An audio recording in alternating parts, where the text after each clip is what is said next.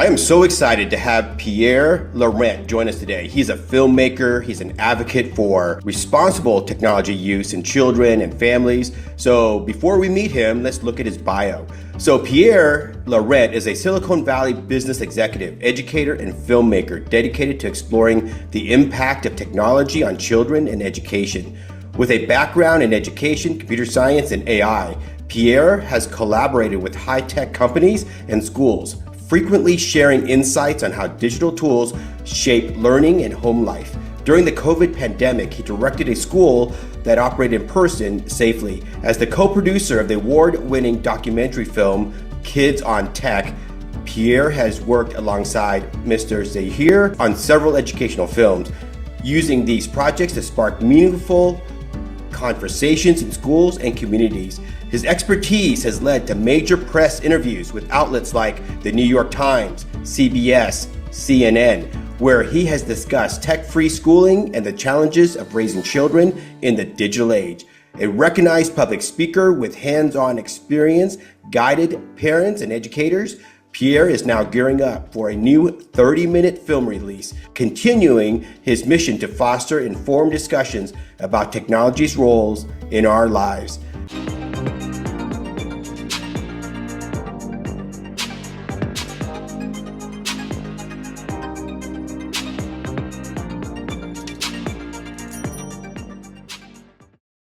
Pierre, wow, what a CV. It's such an honor to have a distinguished filmmaker and one who has delved into the research. And so you come from the cinematic side, but you have met many researchers and scientists in this realm. So what is in a nutshell, why do our viewers need to care about this? Okay, well, first, thanks for having me. It's always a pleasure to hold these discussions and make some progress, hopefully. So I think we need to care because these are our children, and the way we raise them is also how we're going to how they're going to interact with the world afterwards, and they will be in charge of the world when we get older and we want to do other things, I guess. And so it's important, even for us, that they have all the skills to be able to do that. And then we want them to be happy. We want them to have a happy, successful, productive, and meaningful life. And if we don't equip them with all the skill set, all the knowledge, and everything to do that, then we don't want them to be miserable. And during your research for all your films and documentaries, there's a growing body of research showing how this affects the brain development in young children. What have you discovered? What does the science say? All right. So yeah. So in the film, we really went into the aspect of brain development, and I think the idea behind that is that the brain of a small child is not like the brain of an adult. There are a lot of changes that happen in childhood and in adolescence. And every time there's a change, there is a new capacity that comes online. The brain is capable of doing new things that it could not do before or not do as well. And then if we provide the right experience at that time, then the child sort of has a harmonious and purposeful development. But if we don't provide that, or if we provide experiences that are incomplete or that are not appropriate, then the child does not develop normally, and that creates problems, right? Either they're lacking some capacities, or they have some some emotional problems, right? And it's particularly, I think, a time that's particularly where we particularly see that is during adolescence. So one way to understand that is to think that technology, the computer-based technology, but also other technologies are actually, in a lower amount, always have an impact on relationships, right? And particularly the phone, has an impact on the relationship of the children with their parents, the parents with the children, and the children between themselves, as peer-to-peer relationships. All of that has been kind of displaced and tweaked by the use of the cell phone. And that has a profound impact, particularly on adolescents, because adolescence is a time when they're going to develop this peer-to-peer relationship. Before that, they were pretty much in a relationship with their parents. The parents were providing, safety, and they were providing a lot of things. They were looking up at their parents, but also at the teachers and all the elders. And then when they move into adolescence, then they start looking at peer-to-peer relationship. It's fantastic. It's how they create new opportunities. The opportunities in life comes often from our peers. We marry with people that are usually in the same generation as the one we're in, right? So we need to learn during adolescence in creating and building this relationship, and then you navigate this relationship very differently than you navigate relationship with your parents. Your parents usually have, infinite love. And when a child does something that the parents don't like, they don't say, "Oh, well, I'm done with you. I'll just go back to the hospital where I found you." No, they just work it out, right? But peer-to-peer relationships are different, right? They go, a teenager might say to another, "I don't want to talk to you," right? And that's it, right? So they are very different, and so they're learning them. And the cell phone and the screen in general, the relationship through the screens happen at a lot at that time, and that creates a problem because the children, the adolescents, I should say, don't necessarily build the relationship the way they would naturally do. So that's a big problem. And then there are lots of other problems. There are problems on creativity. There are problems with sleep. There are a slew of other problems that are compounding to that. But the one problem that we really worked on in the film is that issue of socialization. It's with the parents who have a cell phone, and it's also between the children, between the adolescents. Yeah, so I'm so glad that you brought up about the peer-to-peer and also relationships. And I want to just remind the viewers that the child's brain, as it develops from back to front. And when it hits milestones, ages, it actually sets in stone what has been developed. So for example, in the visual system, if we don't correct the visual system by, let's say, age 10, the eye that is actually impaired becomes permanently impaired, and the brain starts to withdraw from that eyeball. And the other eyeball, actually, the area in the brain that controls the other eye, takes over, actually encroach onto that brain area of the other eye.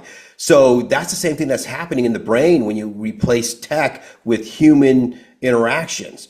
They will lose those ability, and that's why it becomes such an important thing. It's just that they can't just recover in adulthood. Once it's broken, it's broken. And then Pierre, you also mentioned sleep. Sleep is so critical for mental health, for growth, for many physiological functions. And when they are sleep deprived because they're up at night, they're using their phones late in bed, that is actually very detrimental to their development. And so you say that parents know all this. Parents inherently know that tech is bad for their kids, but why are so many struggling with actually setting boundaries?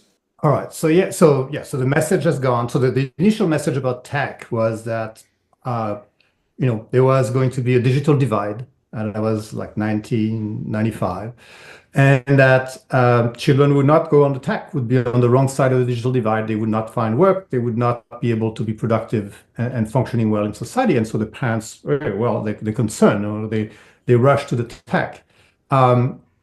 Then around 2002, I think, we had the message that's still playing somehow today, which is the message of the digital natives, right? And the digital native message is a story that basically there's a generation that is raised on tech, and because of tech, they have superpowers, right? And what was given at that time was they were able to do multitasking, and that has been debunked. There is no such thing as real multi. I mean, tech did not change, cannot change the sort of the core function of how the brain works, right? So all of that has been debunked, but we still have in the mind of parents the idea that tech somehow has to they have to be children have to be on it, right? And the latest, I think, the latest instance of that is around the idea of socialization. That there is something that's happening on social media. If the kids are not part of it, then they're going to miss out on something. They're not going to be part um, of the communication, the talk with the other kids. And as there's nothing actually further than there's nothing further than the truth from that. Is to give you an example. So in the school that I directed for many years, we found out that so sometimes parents still give technology to the kids, even though it was a non-tech school. And we found out that the kids, we found that the kids who did not have any tech until eighth or ninth grade had a better socialization than the ones who were immersed into the technology earlier, right? And they were more interested in their peers. They were more able to participate in activities. They were generally more engaged. So the idea that they have to be part of the conversation and they have to be on tech for that, it's not, it actually doesn't hold the, that doesn't hold. The other part that I think where the parents are pressured is that we all use tech, right? We all use tech to get organized. We all use tech to communicate with other adults. And we have a tendency to want to put the kids, because it's convenient, on the same medium, right? So we want to know where they are. We want to be able to talk to them. The public phones have disappeared in our cities. A lot of things that existed before don't exist anymore. And so parents also want to get the kids to go on in there, to go on the technology because it's convenient for them. And they also have a fear of safety, right? Even though our streets are actually safer for kids than they've ever been, there are all these reasons that they're giving to themselves to do it. But I think the fundamental reason why parents are so torn is that, yes, they're getting the messages, or it's not good for your kid, but at the same time, they have a fear that somehow the kids are going to miss out on something, right? And it's a fundamental fear. It is not unheard of, right? We've had other societies, other examples where parents did sometimes terrible things to the kids, because they had the same fear. And in the past, the fear was that girls would not marry properly if they were not if certain things were not done to them, right? And that pushed generations of parents to do these things.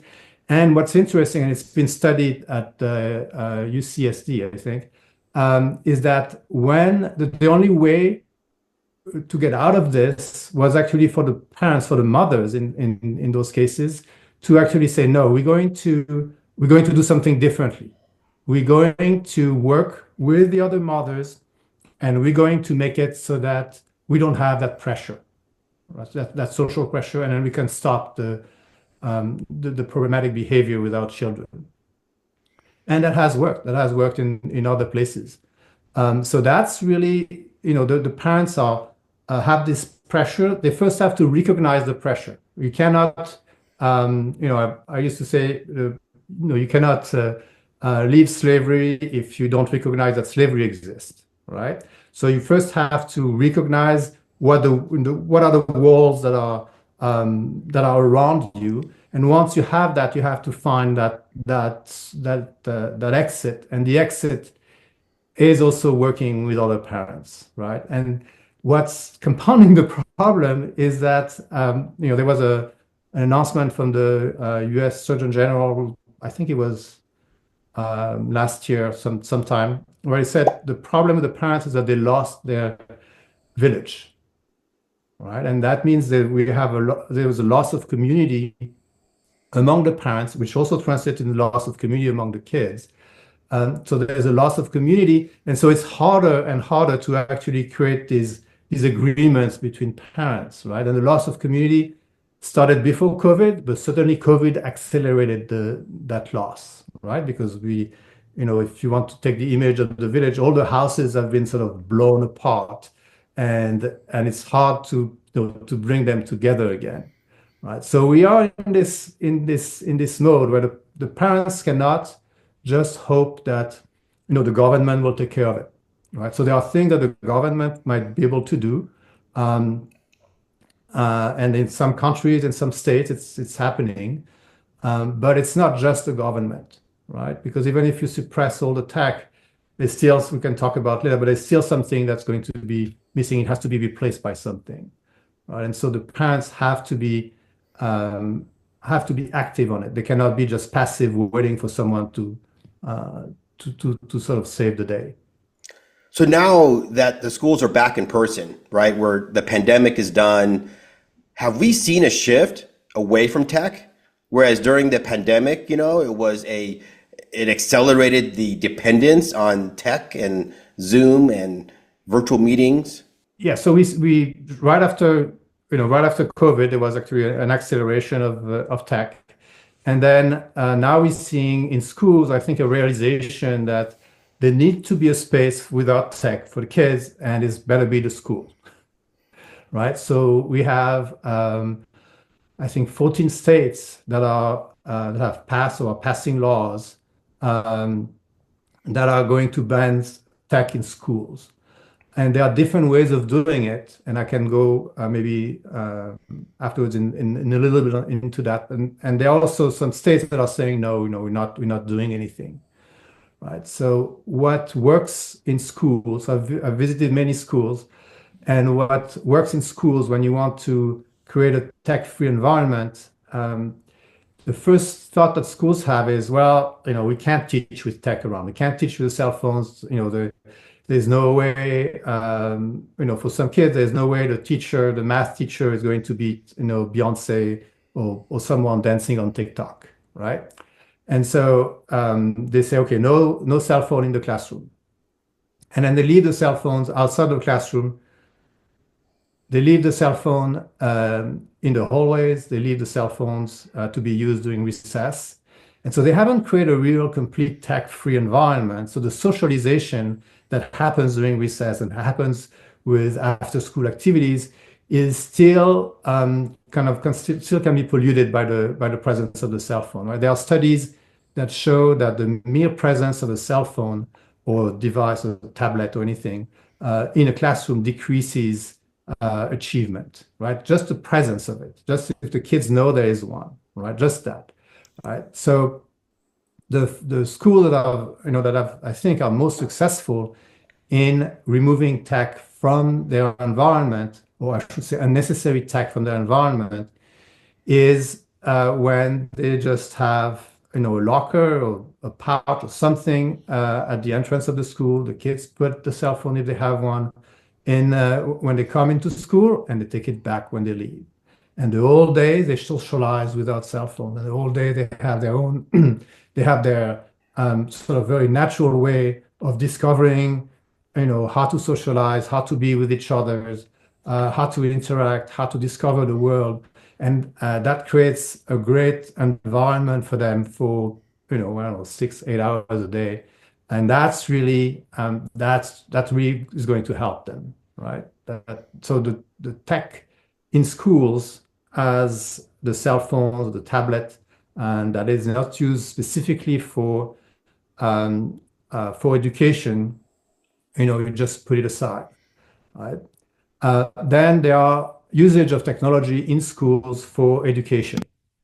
And that is a little bit more complicated because you have great usage and you have very bad usage, right? So the line to maybe understand that is to say that the computer is a tool. It can be a toy. Sometimes it can be a tutor, but it's never a teacher. So what it means is you can use this as a tool. For instance, you use it to, for instance, I've seen a class where they were monitoring heartbeats with a software that was counting the beats. And they were doing little experiments on each other, and they were looking at different activities, how that was changing the heartbeat and all that. It's a great, it's a great use of technology, right? They had computers, they were monitoring, recording, doing some graph in Excel or something. And no, great use, right? The computer was used as a tool. It was making them more, they were not spending time, too much time recording and counting and doing all of that. They were doing it faster. They were more efficient, right? But the computer was not teaching them something, right? The computer was just a tool, like a pen or a piece of paper. And then sometimes we try to use computers to teach. And the idea is that, oh, they have cell phone, they engage with the cell phone, they're going to be more engaged if they do something through the cell phone. And that actually doesn't really work, right? Because it doesn't really add a lot to the education. The thing to understand about education and computers, the reason why the computer doesn't work as a teacher is because what you're trying to get at is not just to optimize a flow of information between a teacher and a student, right? Because a computer would be good at, could be good at that. They do flow of information.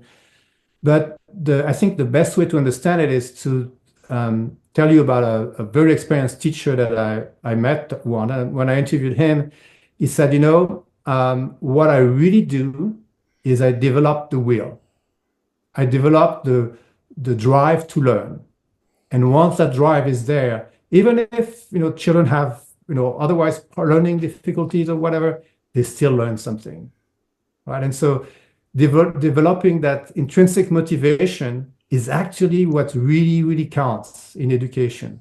Once you have it, you can do tons of things. And if you don't have it, the student is just not, it might learn mechanically something and forget it afterwards. It's not really going to work, right? And where does that motivation come from, right? It does not come from a computer. It comes from typically an emotional relationship. And it's an emotional relationship that is built with the teachers. It could be an emotional relationship that is built with peers. It can be a deep curiosity or interest for content, for an experiment. And that is really the magic of teaching, right? And that's why it's so difficult. People have tried to replace a teacher by a computer, and that doesn't work, right? And the reason why people try to do it is because they say, well, the teacher is more expensive than the computer. We could have, better returns. It's hard to find good teachers and blah, blah, blah. And so, but, it doesn't really work, right? And so once we understand that, then we can find the right way to use computers inside schools.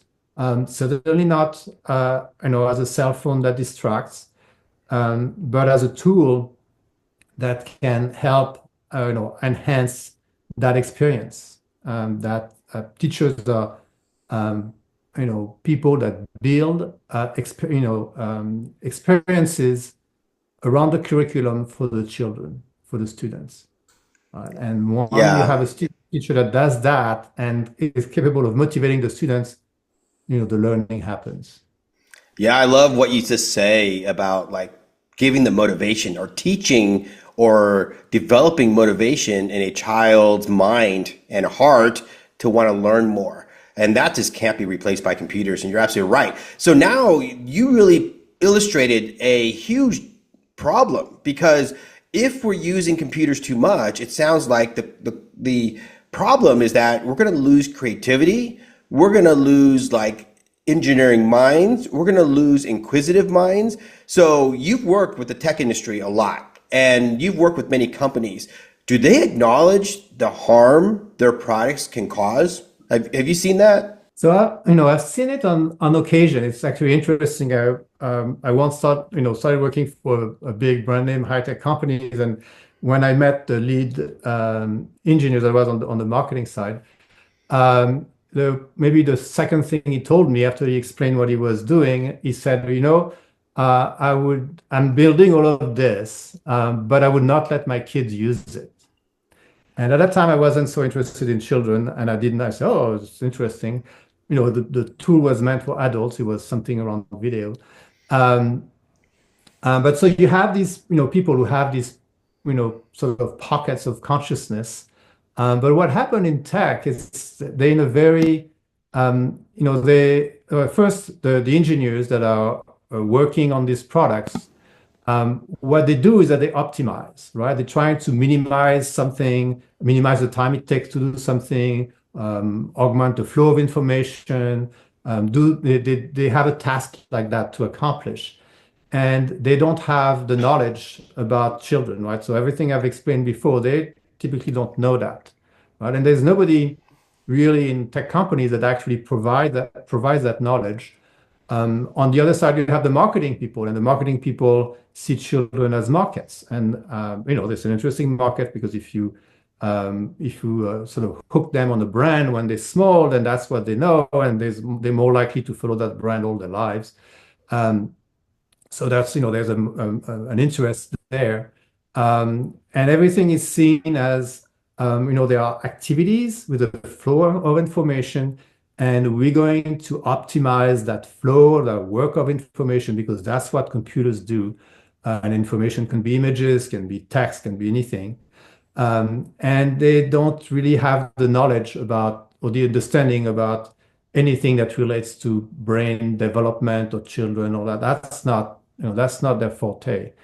Um, and what happened also is that they put a new product on the market, and it's a huge risk because when it's a new product, nobody has been using it before. Will it work? Will not work? Often these products don't get market traction.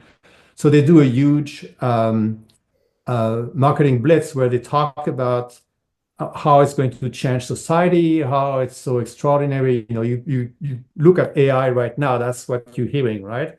And they can go hyperbolic. So today in AI, you hear this story that one day we're going to have AGI, which is artificial general intelligence. So something that will be just as or even more intelligent than us, than humans. And well, oh, well, what are we going to do? We have to jump on that ship before it's too late, right? And these hyperbolic things, cannot, they don't, they actually don't stand the road from even just a computer science standpoint. And so, but they get people or parents be very excited, and they go into that mode of, oh, I need to do it. My kid needs to do it. We need to be on the bandwagon, or we're going to be on the wrong side. So that's what happened in these tech companies. And also, especially the small one and the new one, they just hate regulations. The older ones tend to be more understanding that regulations can be actually a benefit long term. But many companies right now are just against all sorts of regulations. They think that they can self-regulate, but you can't self-regulate if you don't know what you're doing. Yeah, those are very excellent points. In addition to all the problems that you talked about, we've now seen a rise in anxiety and depression. And actually, Jonathan Haidt wrote a book that basically called The Anxious Generation. So how much do you think this is linked to technology based on the research that you've done and things that you've looked into? Right. So there's a huge debate with what Jonathan Haidt did his research, which is, so we see the anxiety going up, we see the usage going up, we see the time that children spend face to face going down. And logically, we say, hey, maybe there's a relationship, and then some scientists are saying, hey, well, we need to study more and blah blah. This is exactly the same thing at what happened when we were looking at climate change at the beginning, right? Where there was this, and it's normal in science that you doubt these things at some level. But I think we are at the point now where we have, so we have this correlation. This correlation is not just in the US, it's, pretty much worldwide. We also have a decrease in academic achievement in the US, and also you can see it worldwide on the PISA test. We have all these data that all points to the same, the same place. There is a problem, right? What has changed? Right? Well, use of technology. So there's a very logical conclusion there, and there's a model, right? So just like in climate change, we have a model of a child development that I briefly went through, and that says, hey, we need to have children needs to have these experiences at different ages. And what happened with the screen is that it actually diminishes the experiences, right? So the experience, for instance, that we're having together right now through the screen is not the same than if we were together in the same room, right? I, I would see you entirely, you would see me entirely, you would know if, I don't know, my feet are jiggling and then if I'm nervous or if I'm very calm, or, you would see more information about me than you can see through the screen. Um, and so the screen is like preventing some of this interaction, right? And that's what happens with the kids. So if you think about texting, for instance, when you do texting, you have a delay, right? So you text something, and then it goes, and then a response comes back, maybe 10 seconds later, and then you can spend like 3, 5, 10 seconds thinking about what you're going to say, and then you're going to text back, right? You're missing spontaneity. You're missing that ability, building that ability to respond to a situation, social situation right away, right? And so there are a lot. This is just one example, but there are many, many, many examples like that where you see that the interaction through the screen are different and they are incomplete.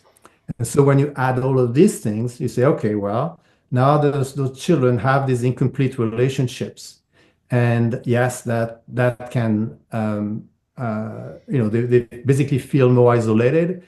They have less ways to interact and react and understand things. And that can create anxiety.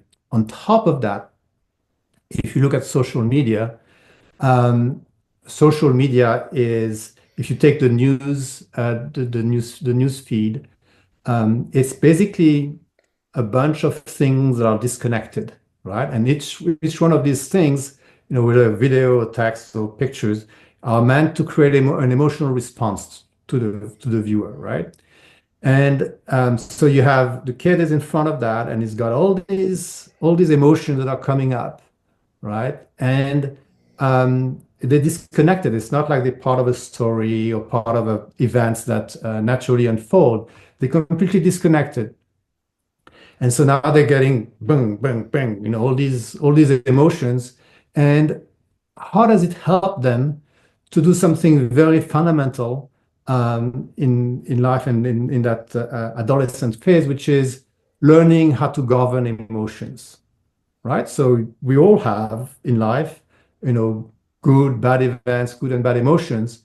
They don't happen like bing, bing, bing every 2 seconds, right? They take some time. They develop. We have time to reflect, and eventually we learn as we become adults to have some, a little bit of framework, and we can't control our emotions, but we can um, learn how to respond to them and recognize them, name them, recognize them, and learn how to respond to them. But if you spend all your day immersed in that news feed, bing, bing, bing, you can't build that. You build that through, normal human relationships. You build that by having time to reflect. You build that by having a normal rhythm of life. And, we know that social media in particular, does not provide that. And so you have all these models, you have the data, and there's a really, really strong impulse, and I think very justified impulse to say, hey, that problem we're measuring, which is anxiety, is linked to that other thing that we're measuring. Is kids spend less time face to face, and they're spending more time on the cell phone, on the screen. Yeah, so in addition to this anxiety and depression and isolation that you're describing, they're also missing a key component called boredom. So, what is your opinion about boredom and why is boredom so important? So yes, so boredom is important. It's something that naturally start happening at the beginning or during adolescence, right? So what happens is before when children were young, they tend not to be very bored. They get into an activity and then they look at something else. They have a lot of imagination. They move. They tend not to be too bored. And the activities that were sustaining them in childhood, when they become adolescent, they don't work anymore, right? They don't, want to play with dolls and little cars and things like that. They need something new, right? And so they get bored, right? And through that boredom, what they're going to do is they're going to find activities, typically that they can that feed them emotionally, that they're going to like, and they're going to find these activities, and it's going to carry them through adulthood, and sometimes they will even keep doing these activities in adulthood. Right? And it's very, very important. Nobody can do it for them, right? Because if I had three children, if I, for, for, and I knew them very well, but none of them I could have guessed what was the activity or the activities that would really sustain them in during their adolescence. Just by looking at them, right? So I could not tell, say, go do this or go do that, right? And it was very important that they would actually find that by themselves. So boredom is a negative feeling that drives them to find these activities. And as adults, we can help it. We cannot tell them what these activities are going to be because we don't know. Um, but we can help them. We can help them discover different things, try different things. We can do that, right? The beauty is that once they have an activity, it's like self-motivation in the classroom, where now they're motivated to do something, right? And they're motivated to have to engage in that activity. They have that activity when, instead of getting bored, and it's going to sustain them. And if the activity is not actually going on the cell phone, there you have an activity that's going to be that sustain them and it's going to help you take them away from the cell phone and the media.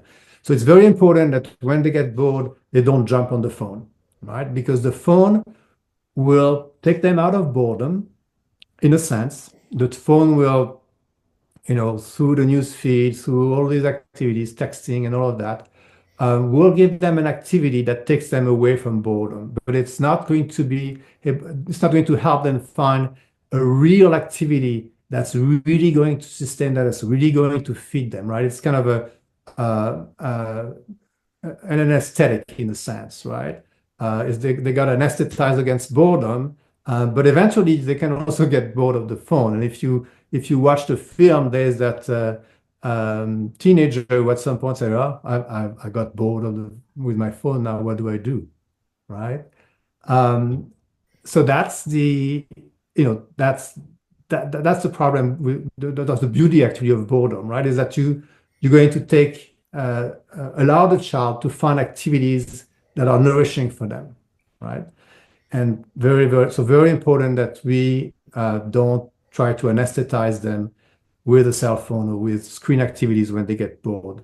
We need to offer other things. I had a daughter who started drawing. Drawing was not competitive, was nothing like that. She just liked drawing. Through the drawing, she realized that she liked to draw animals. She discovered that she actually liked to observe animals. And she's now studying ethology, which is animal behavior, in a master in university because she discovered that through these activities as teenagers, right? And I would have had no idea, right? I mean, I knew she kind of liked animals, but that was not something that I could have guessed, even by my observations of her. But by engaging in these activities, she found her path, and that's very important. That's awesome. You know, my wife and I have the same philosophy. And when our kids were younger, and they would come to my wife and say, Mom, you know, I'm bored. And she goes, okay, here is the toilet bowl brush, and you can go clean the toilets. And so our kids never came to us saying that they're bored. And because they became bored, like you said, they found other interests. And so all our kids are very creative and found very good outlets, healthy outlets for their boredom, which is a key to, you know, their child development. Obviously, you know, parents cannot turn back time. So what do you recommend in addition to your film? And I'll put the film here up here on the screen in the description below as well to your film. But in addition to the film, what practical steps can parents take to help their kids today? Parents have tried many things to get the kids away from the cell phone. One of them was screen time, and that screen time was just like bing, you know, they would start fighting with the kids. I've seen stories of like, you know, of incredible fights in families that are otherwise seems to be functioning well. So that's, you know, that doesn't necessarily work, and kids find ways around it as well, right? Creating multiple accounts, the fake phone. I mean, there are so many ways to do it. What we need to do as parents, the first impulse is to create something better than the cell phone, right? Something that is more nourishing, that is more that provides all these missing thing that the cell phone cannot provide. And the missing thing that the cell phone does not provide is community, and it's a healthy rhythm, and it's the ability to be recognized by your peers. And so there are three types of activities that parents need to help get the kids into. And the beauty is once they get into that, other than sometimes driving, you don't need to be as involved as sometimes parents are today, right? So the first kind of activity, you know, it's I've talked about boredom, but it's a sort of a child of that. Adolescents and children need to have a time when they have an activity and that is not on the phone, where they have their own rhythm. It's non-competitive. It's sometimes can be a little meditative, but they just do something. I mentioned my daughter drawing. That was one of these activities, right? They can do it by themselves.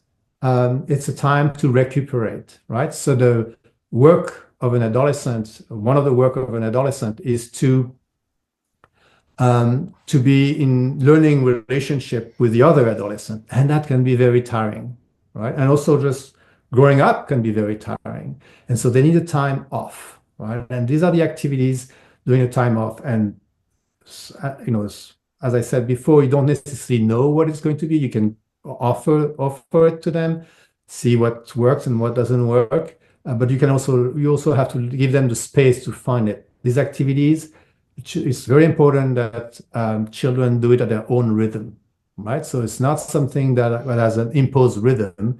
They can go slow, fast. So one like drawing, another one can just like to just shoot hoops in the backyard. And I knew another one who liked running, swimming. I know someone who liked to make things with his hand. I had another kid who was building Legos, right? Listening to music. So this sort of activities, you know, they're self-paced. The second kind of activity for teenagers, they need to have a face-to-face social activity with their peers. And that's something that there are technical problems to that in our society. It's actually harder and harder for kids to meet. Often there are no good social transportation for them. They often don't have a good space for it. So you need to help break these barriers to create that place where they can meet, and they can just hang out and just, you know, play games, whatever, do something together, and that is not necessarily directed by adults. trying to get the cell phone out of that space also is important, where the adults at the beginning, I think sixth, seventh grade, what they do is that they help shape and form that space, right? And afterwards, towards high school, the students are just able to do it themselves and they self-organize. So that's the second kind of activity. And the third kind of activity is actually a communal activity. It's what I call raising the barn, right? It's a model after the Amish, where still are actually, when the village needs a new barn, the whole village comes, and then everybody has a task, and they all build the barn. Some are going to be on the roof, others are going to pick up wood, and others are going to make the food, others are going to distribute the food. Everybody has a task, and everybody at the end is recognized for their contribution, and there is a barn that has been built, and they can see the result of what of what the impact of what they did to the community, right? And you can imagine that maybe your first year you just I don't know, pick up wood. Another year you do um, do the food, and then the third year you're big enough and you go on the roof, right? So these kind of activities. Obviously, we don't build barns in most places, so we need to find other activities. But if you put your heads together, you can find community activities. At a very minimal, you can find things inside the family. But it's much better if you can go outside and if you can work with other families. Sometimes schools provide these activities. Sometimes they run sports. But it's very important to be involved there. And what the kids get out of it is I'm able to contribute to society. I'm able to bring something, even in a small way when I'm smaller, but I'm able to contribute to society. I'm worth something, right? That's awesome. And and that evolves. Yeah, then you evolve it over time, right? And so these three activities are very important. You really build them, and once you have that, what happened online is less important. That's true. You're giving them something better to look forward to than the virtual world. And so, finally, for parents, the final warning. If you could give parents one urgent piece of advice, what would it be, Pierre? So I think the final advice is actually there are two. One is you're not alone, right? There are other parents who have the same issues as you have, and the same desire to do something about it. And the second advice is you have to recognize, the limits that have been put around you, and you have options, right? There are really things that you can do that are very feasible, and you have options. And so we should not feel, desperate that we have to do what, other people are necessarily doing. And we have options to actually make this better for our kids. That's awesome. Pierre, thank you so much for taking the time to share your expertise and knowledge with us all. I think this topic is so important, and you want to spend some time talk about your new film coming up because you're working on a new piece, right? Right, right. So actually, what the new piece is, we are actually taking the film that we did in 21 was actually right after COVID. So it had a lot of COVID things. It had a lot of things that are not relevant anymore. So we're taking this film and we're going to make it a shorter version that's more digestible. What we found also is that when we use the 1 hour version in schools or in other places, people watch the film for an hour and they want to have a discussion. That's like, long evening, and people don't necessarily have the time. So we're condensing the film into a 1 hour, more digestible, faster. It removes some of the things that we can talk about but don't necessarily need to be in the film.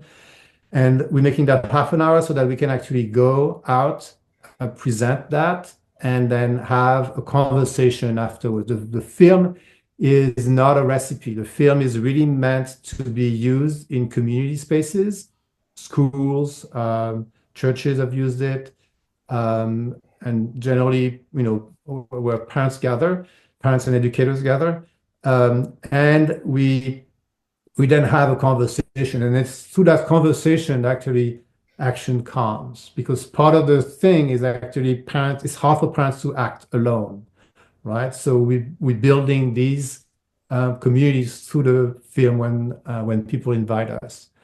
And the second thing that we're going to do is to increase the space on the website so we can have also some of these ideas that I've presented here and others that allow parents to think and act, right? That's what we want them to do. So that's what we're working on slowly, because we don't have a lot of resources, but that's what we're doing. What our hope is that every parent one day can see their child who's turned 30 come back home and say, you made a difference in my life and I'm happy. That's a wonderful, wonderful goal. Well, Pierre, thank you so much. And thank you for joining us. You're amazing individual. And I'm so glad that you are doing this. Again, we are so grateful. Thank you for having me. I'll just say I am worn out. Basically every single day there's some meltdown where we say, okay, give me my phone back. You say, Dad, can I have that, please? She was the first one in the house to have a tablet at age 2.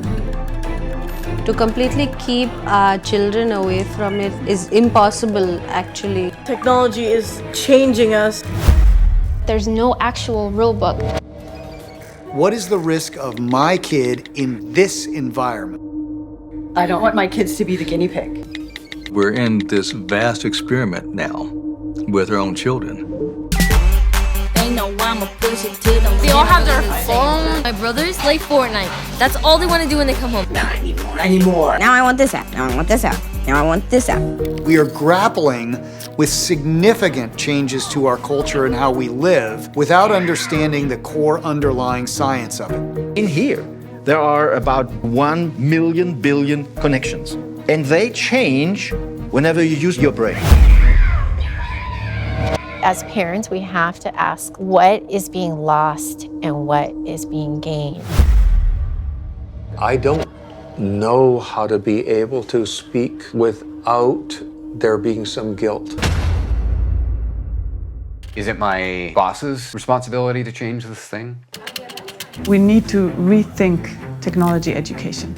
We've spent billions of dollars on technology, and it hasn't moved the needle to national achievement. And our kids need to learn how to navigate in that world. If we're not going to use tech in the way that we've been using it now, how are we going to use it? I very much want my children to think critically about technology. I want them to be able to use it as masters, not as servants.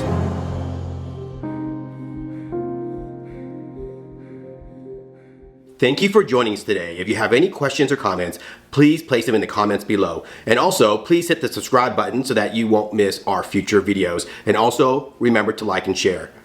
Thank you very much, and until next time, have a great day.